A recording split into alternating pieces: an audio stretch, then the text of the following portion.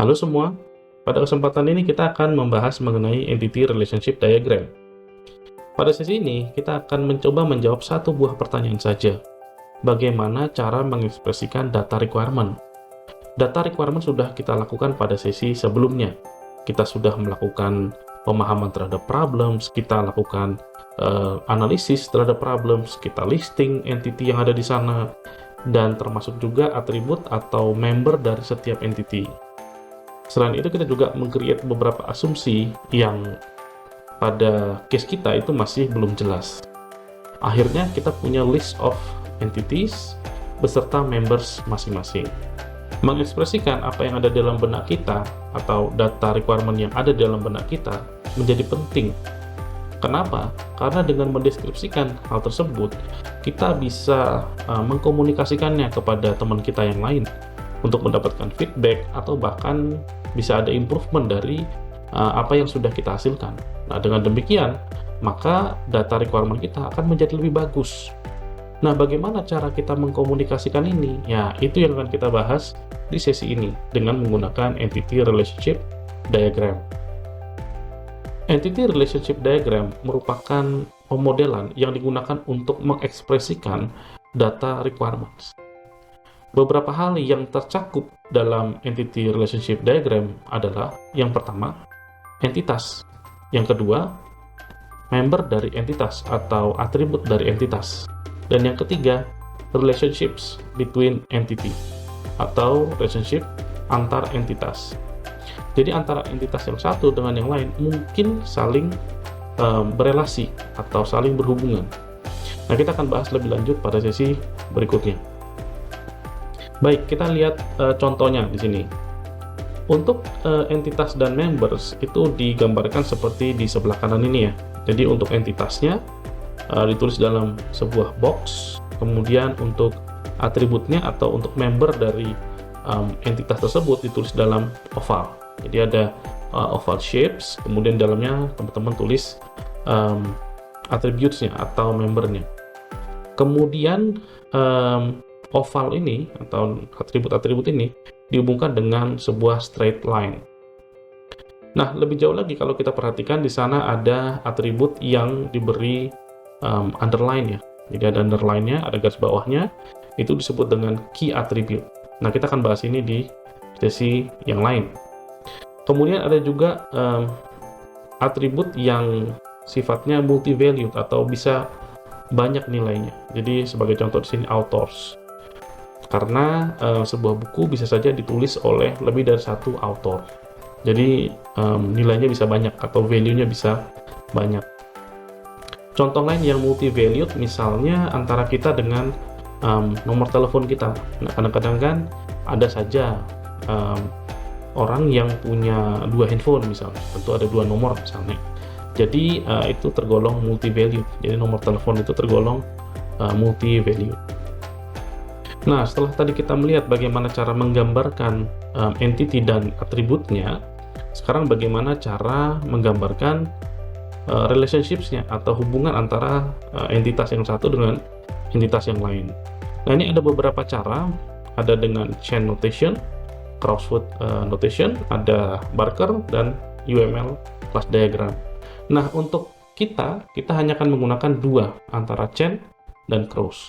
Tapi yang paling umum digunakan adalah chain. Berikut ini adalah contoh dari kedua notasi. Yang sebelah kanan atas itu chain notation, yang di bawah itu crossword notation. Nah, kalau chain notation itu relationship-nya dibuat dalam simbol seperti ketupat gitu ya. Lalu di dalamnya ditulis nama relationship-nya. Sementara kalau crossword itu cuman garis aja. Lalu nama relationship-nya ditulis di atas. Very simple.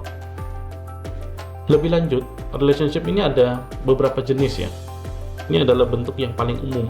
Yang pertama adalah one-to-one relationship, lalu ada one-to-many relationship, ada many-to-one relationship, dan ada many-to-many relationship. Nah, untuk one-to-many dan many-to-one itu sebenarnya cuma kebalik aja. Jadi, antara one-to-many itu melihat dari kiri ke kanan gitu ya. Sementara kalau many to one itu melihat dari kanan ke kiri. Seperti itu ya, kira-kira idenya. Nah, kita akan lihat bentuknya kira-kira seperti apa ya, baik di chain maupun cross. Nah, sebelah kiri ini adalah relationships dengan menggunakan chain notation, sementara sebelah kanan itu adalah relationship dengan menggunakan cross notation. Nah, kalau di sebelah kiri, teman-teman perhatikan ya, itu ada angka 1 di sana. 1, 1, itu artinya one to one. Ya. Kemudian 1 dan M, one to many. Gitu ya. Kemudian M 1, nah itu berarti many to one. Kemudian ada M, N, artinya many to many.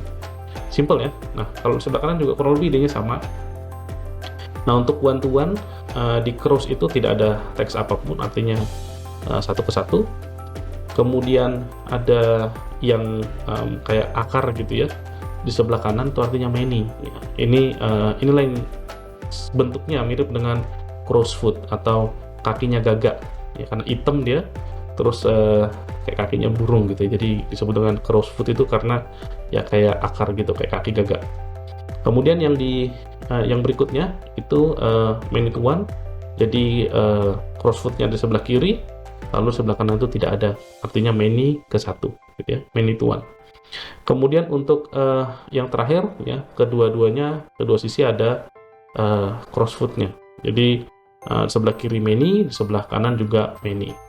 Jadi ini perbandingannya ya, simpel sekali.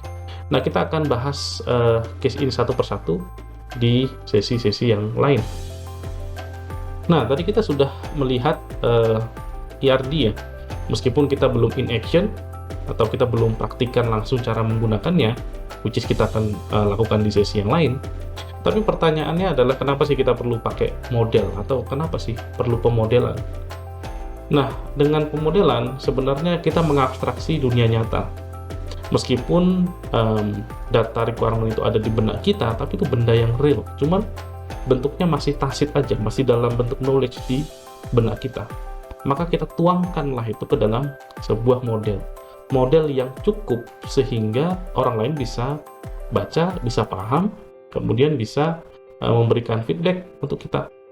Nah, dengan mengabstraksi hal-hal yang penting, kita bisa sementara menghilangkan hal-hal yang tidak penting. Jadi kita bisa fokus ke apa sih problemsnya, apa sih yang mau kita tulis, apa sih data requirement yang kita butuhkan. Jadi kita bisa lebih fokus.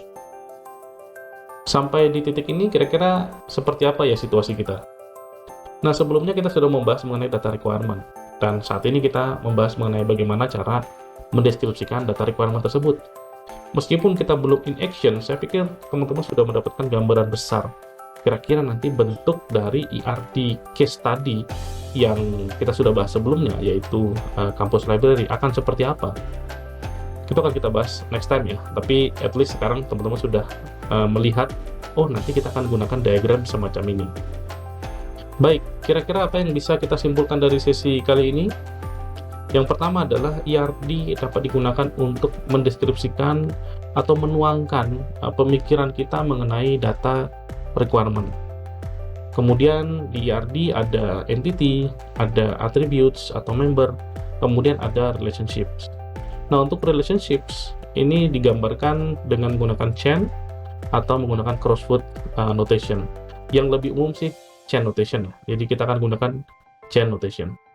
Kira-kira demikian untuk sesi kali ini. Sampai ketemu lagi di sesi pembelajaran lainnya. Thank you. Ciao.